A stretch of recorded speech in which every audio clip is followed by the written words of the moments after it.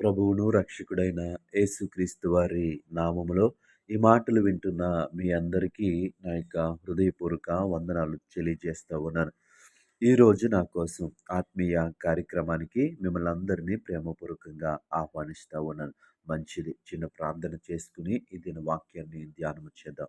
పరిశుద్ధుడా, ప్రేమగల తండ్రి, కృపగల దేవ, నీకు వందనాలు. ఈ సమయంలో నీ మాటలు వినడానికి ఆసక్తి కలిగి ఉంటుండగా వాక్యం ద్వారా మా అందరితో మీరు మాట్లాడమని యేసు నామములో అడుగుచున్నాము తండ్రి. ఆమేన్.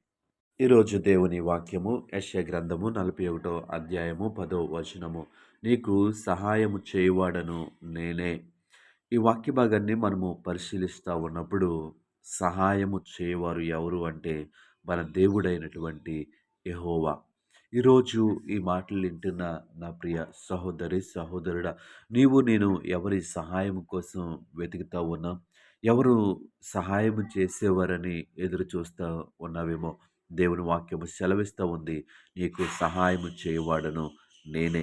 ఎవరు ఈ నేనే అనేటువంటి వ్యక్తి అంటే సర్వశక్తి కలిగినటువంటి దేవుడు. సర్వము పైన అధికారము కలిగినటువంటి దేవుడు. ఆయనే మనకి సహాయము చేస్తానంటున్నాడు. కాబట్టి మనుషుల వైపు చూసి మనము దిగులు చెందవలసిన అవసరం లేదు. మనుషుల మీద ఆశ పెట్టుకొని వారి మీద ఆధారపడవలసిన అవసరం లేదు. ఎవరు మనకి సహాయము అంటే మన దేవుడే మనకి సహాయము. ఆయనే సర్వశక్తివంతుడు. ఆయన సర్వ సృష్టికి కారణభూతుడు. కాబట్టి ఆయన మనకి సహాయము చేస్తానంటున్నాడు. అయితే మనము ఆయన సహాయాన్ని చూసేవారిగా ఉన్నామా? ఆయన సహాయం కోసం కనిపెడతా ఉన్నామా? ఒకసారి మనల్ని పరిశీలన చేసుకుందాం. ఈ లోకానుసారంగా మనము ఆలోచించినప్పుడు ఏదైనా అవసరం వచ్చినప్పుడు మనం ఎవరి వైపు చూస్తూ ఉంటామో మనుష్యుల వైపు చూస్తూ ఉంటాం. ఎవరు నాకు సహాయము చేస్తారు? బంధువులా? స్నేహితులా?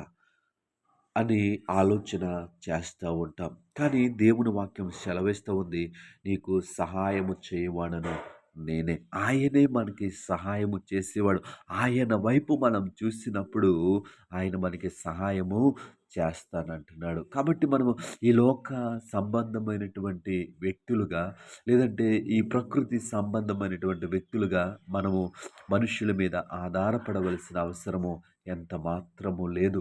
ఆయనే మనకి సహాయము చేస్తాడు. ఆయన ఎలా సహాయం చేస్తాడు? ఎక్కడి నుంచి సహాయం చేస్తాడు? ఆయన దగ్గర ఏముంది సహాయం చేయటానికి అని ఆలోచిస్తున్నట్లయితే ఈ సర్వ సృష్టిని కలుగజేసినవాడు ఆయనే.